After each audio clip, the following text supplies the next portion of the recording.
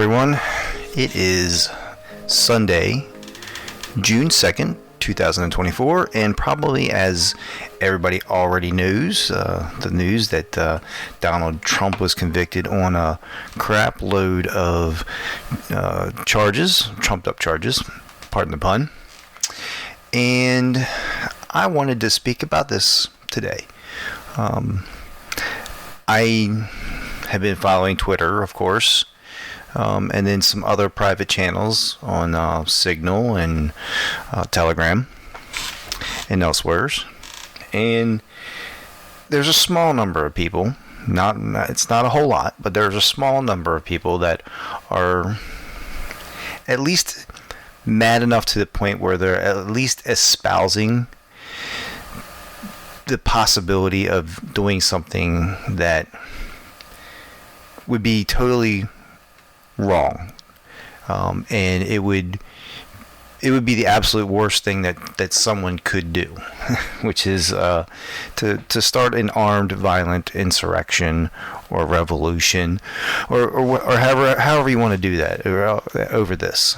And I say this because I understand the feeling and I understand the sentiment. I mean, I for one am not a big Trump supporter.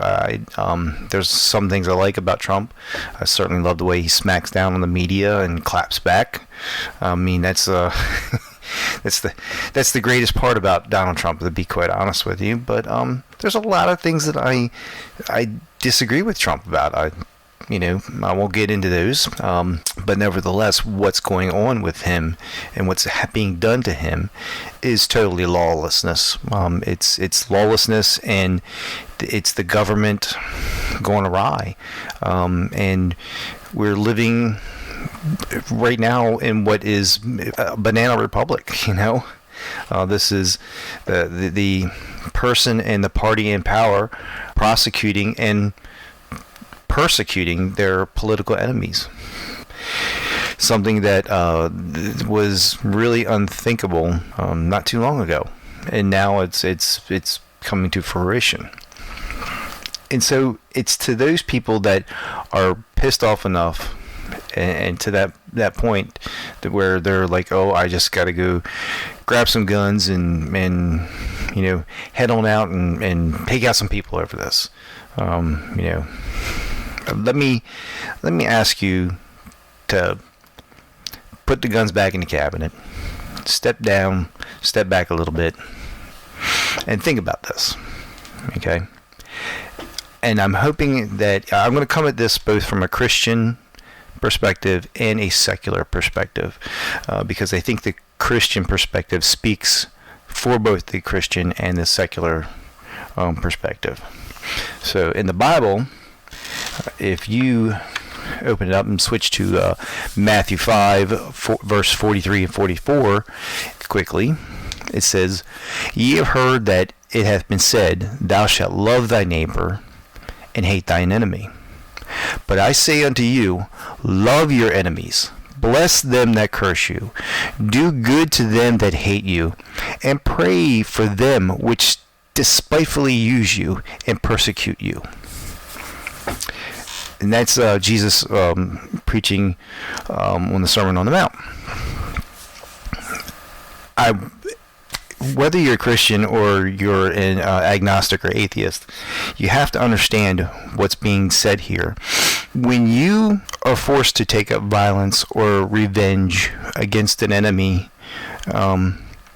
especially at the nation state level, you begin this cycle that you cannot get out of, and so one of the groups is utterly annihilated and it cannot go any further, and we're experiencing this right now with Israel and the Palestinians. Nobody there is willing to say, wait a minute, let's take a step back, and we're going to stop this madness. I'm going to love my enemy instead of hate my enemy, and come to a peaceful resolution. Likewise, here in America, or in the States, if something like this were to happen, especially nowadays, where there's this great loathing on both sides. And somebody was to step out and begin a revolution, so to speak, it would be the ruin of the country.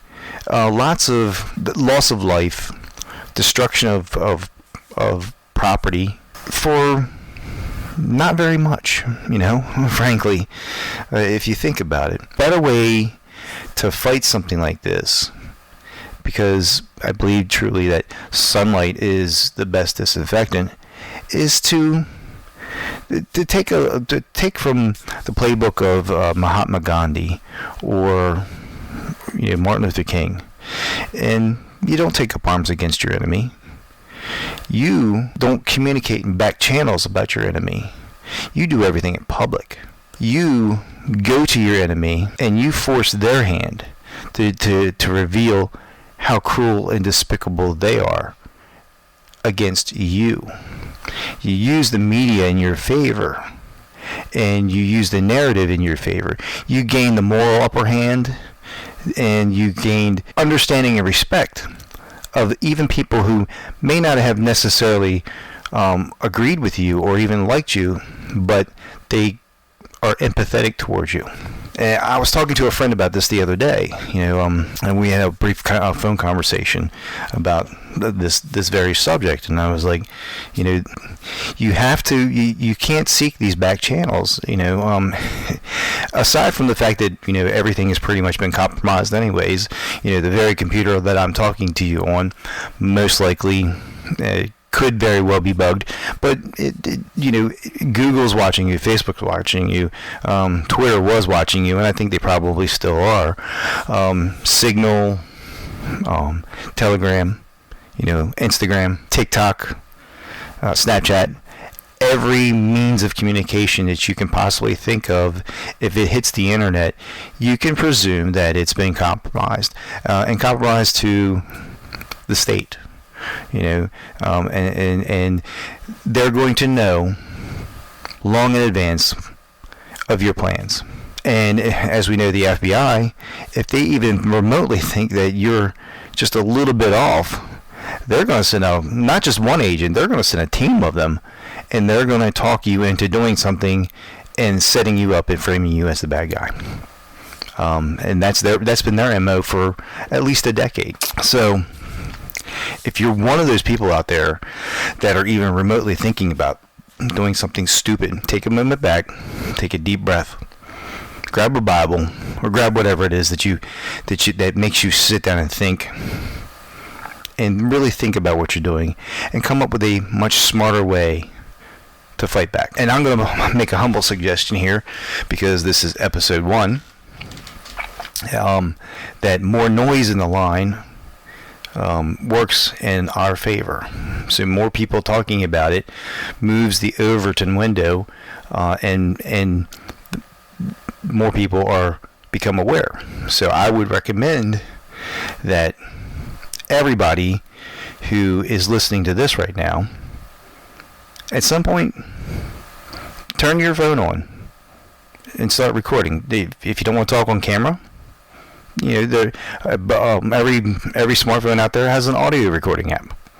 Record the audio, then post it and share it on social media. Just get your thoughts out there. What pisses you off, and express your disdain for what's happening in the situation, and your discontent with the whole situation of this lawlessness that's going on in New York, and talk about it. Talk about it openly and publicly. And that's the best thing that all of us can do. Honestly, goodness, it's peaceful, it's effective. Can you imagine if instead of just a handful of large podcasts that are speaking for a lot of people, all of a sudden we go from, let's just say, 500 podcasts to 50 million people just voicing their opinions, all within a period of a day or two. And just how fantastic that would be. because that would introduce a lot of noise into this, and it would let the enemies of freedom and the enemies of of natural law and common law and order, it would let them know that hey, everybody's watching you. We know what's going on, and we know what you're up to. I say this because I truly believe that there is. If it's not intentional, I would be surprised that everything that's going on is to provoke a violent reaction, so that they can eventually gaslight us and say, see, we always told you that they were violent, So that's what I highly recommend. Think of Matthew 5:43 and 44, and about how Jesus told us to deal with the enemies, and if you look at the life of Jesus, how he dealt with the enemies. I mean, he knew they were coming for him. He didn't run from them. He willingly went. In the Garden of Gethsemane, he's like, not my will, but thy will be done. He wanted anything more than anything not to do it, but he knew what had to be done. So likewise, I think we should all do the same, or at least emulate the same. This is one area that I think Donald Trump is pretty awesome in. He has stated publicly, hey, if I got to go to jail to defend the Constitution, well, so be it. I think it's noble. I don't think he'll ever go to jail. I don't think at the end of the day, the people on the lower, the middle management people, they don't necessarily want him to go to jail. Well, that could be wrong. I could be wrong. I think they just want that jail picture. They want to get that orange jumpsuit, so that they can embarrass him. I think it's funny in some ways, but I just recently read somebody that talked on Twitter, that had pointed out that the difference between the Democrats and the Republicans is that Democrats are serious. The Republicans are not. And they were specifically referring to this Donald Trump situation. He was going around saying, put Hillary in jail and talking on those points. But at the end of the day, after he became president, he didn't. He wasn't. He just used that as a campaign slogan. And he had a lunch with her a few days after that and praised her and Bill, and they kissed and made up, and that was it.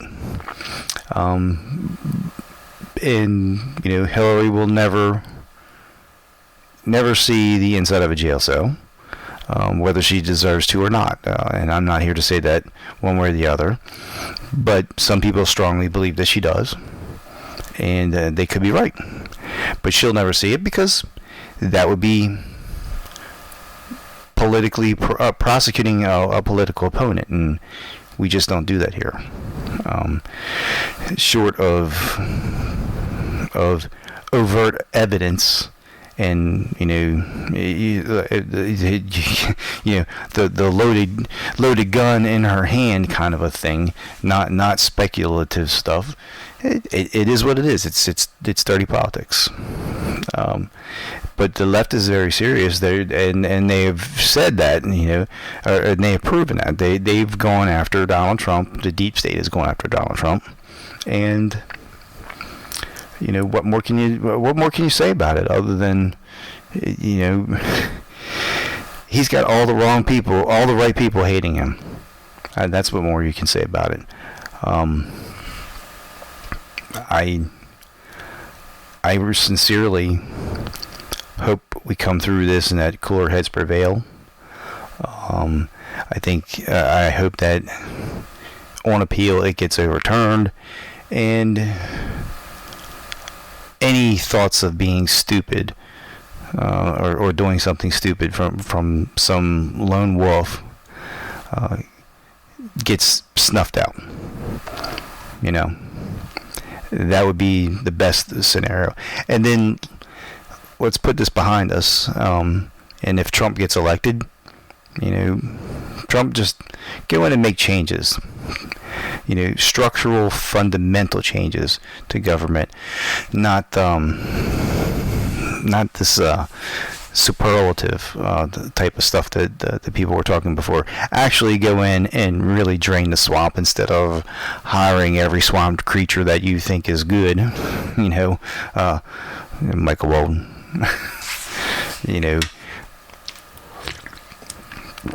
Rents Priebus. And actually change stuff. I'd love to see Trump live up to his promise that he made to the libertarians and pardon Ross Ulbricht, and I'd love to see him pardon Julian Assange and Edward Snowden, and and just rub that right in the eye of the deep state. Hey, bring them on home. And then it would be nice to actually, instead of building the FBI a new building, dismantle the whole thing, and after everybody's out of the building and everybody's been fired, just pull the plug on it and collapse that damn thing like Building 7. That would be awesome, and just to see it just disappear. And the same thing with Reston, Virginia. Get rid of it. All of it. The NSA building, dismantled, gone forever. And that stain that it has been on the 20th century will be gone. And the world would become a much more peaceful place without the CIA, without the NSA, without the FBI. Those three big right there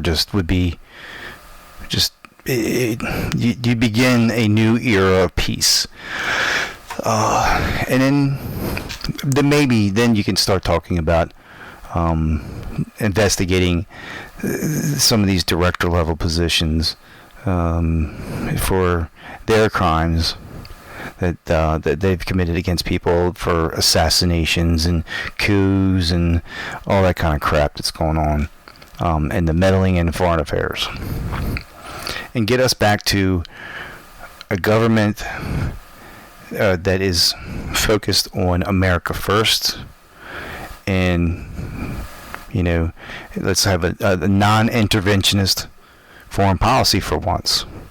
I think that's one area where Trump had excelled at before. He definitely was hands-off for the most part. Some limited exceptions, yes, I know. But he went to North Korea and tried to negotiate peace there, something no president had ever even thought of before. That's a great thing. No matter what you may think of Trump, you have to give him credit that he was very dovish, more dovish than any other president that I can think of. And so, if he gets into office, I look forward to seeing that type of Trump. Okay, so before I let you go, I wanted to read this letter that was written in 2012, and it's by Gary North. It's entitled "How to Bring Down the System," and you can find this on the Gary North's archive, GaryNorth.com, and if you just search how to bring down the system, it'll bring it right up.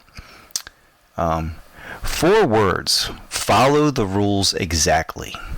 That's it. That's it. Any system. There are reasons for this. These reasons are universal.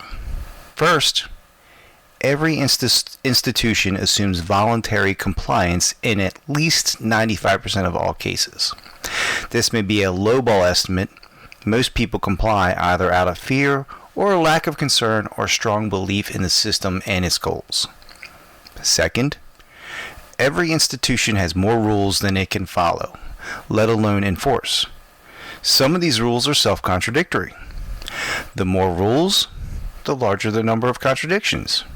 There's probably a statistical pattern here, some variant of Parkinson's law. Third, every institution is built on this assumption: partial compliance. Not everyone will comply with any given procedural rule. There are negative sanctions to enforce compliance on the few who resist. They serve as examples to force compliance. Conversely, very few people under the institution's jurisdiction will attempt to force the institution to comply exactly with any procedural rule. These three laws of institutions, and they really are laws, offer any resistance movement an opportunity to shut down any system. Jamming the gulag. When we think of the institutional tyrannies, few come close to matching the system of concentration camps in the Soviet Union's the Gulag. They operated from 1918 until the Soviet Union collapsed in December of 1991. It took time to close them in 1992. In his book, To Build a Castle, Vladimir Bukovsky provides one of the finest descriptions of institution jamming ever recorded. He organized it. What you're about to read is like nothing you have ever read. I spent over 45 years studying bureaucracies in theory and practice. I've seen nothing to match it. Bukovsky spent well over a decade in the Soviet Gulag concentration camps in the 1960s and the 1970s. He was arrested and sentenced in spite of specific civil rights protections provided by the Soviet Constitution, a document which has never respected by the Soviet bureaucracy. But once in prison, he learned to make life miserable for the director of his camp. He learned that written complaints had to be responded to officially within a month. This administrative rule governing the camps was for Western consumption, but it was nevertheless a rule. Any camp administrator who failed to honor it risked the possibility of punishment.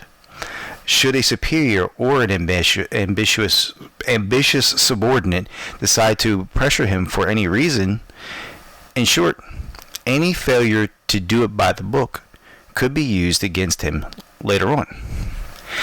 Bukovsky became an assembly line producer of official protests. By the end of his career as a zek, he had taught hundreds of inmates to follow his lead. By following certain procedures that were specified by the complaint system, Bukovsky protesting army to disrupt the whole Soviet bureaucracy. His camp clogged the entire system with protests, hundreds of them per day. He estimates that eventually the number of formal complaints exceeded 75,000. To achieve such a phenomenal output, the protester had to adopt the division of labor. Bukovsky described the process. At the height of the war, each of us wrote for 10 to 30 complaints a day. Composing 30 complaints in one day is not easy, so we usually divided up the subjects among ourselves, and each man wrote on his own subject before handing it around for copying by all the others. If there are 5 men in a cell and each man takes 6 subjects, each of them has the chance to write 30 complaints while composing only 6 himself. The complaints were addressed to the prominent individuals and organizations, the deputies of the Supreme Soviet, the regional directors, astronauts, actors, generals, admirals, the secretaries of the Central Committee, shepherds, sportsmen, and so forth. In the Soviet Union, all well-known individuals are state functionaries. Each complaint had to be responded to. The camp administrators grew frantic. They threatened punishments and often imposed them. But it did no good. The ocean of protest grew. Bukowski's description is incomparable. The next thing that happened is that the prison office, inundated with complaints, is unable to dispatch them within the 3 days deadline. For overrunning the deadline, they are bound to be reprimanded and to lose any bonus that they might have won. When our war was at its hottest, the prison governor summoned every last employee to help out at the office with his work librarians, bookkeepers, censors, political instructors, security officers. It went even further. All the students at the next-door Ministry of the Interior Training College were pressed into helping out as well. All answers to and dispatches of complaints have to be registered in a special book, and strict attention has to be paid to observing the correct deadlines. Since complaints follow a complex route and have to be registered at every step of the way, they spawn dossiers and records of their own. In the end, all the land in one of the two places, the local prosecutor's office or the local department of the Interior Ministries. These offices can't keep up with the flood either, and they also break their deadlines, for which they too are reprimanded and lose their bonuses. The bureaucratic machine is thus obliged to work at full stretch, and you transfer the paper avalanche from one office to another, sowing the panic in the ranks of the enemy. Bureaucrats are bureaucrats, always at loggerheads with one another. And often enough, your complaints become weapons in internecine wars between bureaucrats and bureaucrat, department and department. This goes on for months and months until at last the most powerful factor of all the Soviet life enters the fray: statistics. As the 75,000 complaints became part of the statistical record of the prison camp and the regional camps was spoiled. All bureaucrats suffered. There went the prizes, penance, and other benefits. The workers started seething with discontent. There is panic in the regional party headquarters, and senior commissions of inquiries is dispatched to the prison. The commission then discovered a mass shortcomings with the work of the prison's administrations. Although the commission would seldom aid specific prisoners, the prisoners knew this in advance, but the flood of protests continued for 2 years. The entire bureaucratic system of the Soviet Union found itself drawn into this war. There was virtually no government department or institution, no region or republic, from which we weren't getting answers.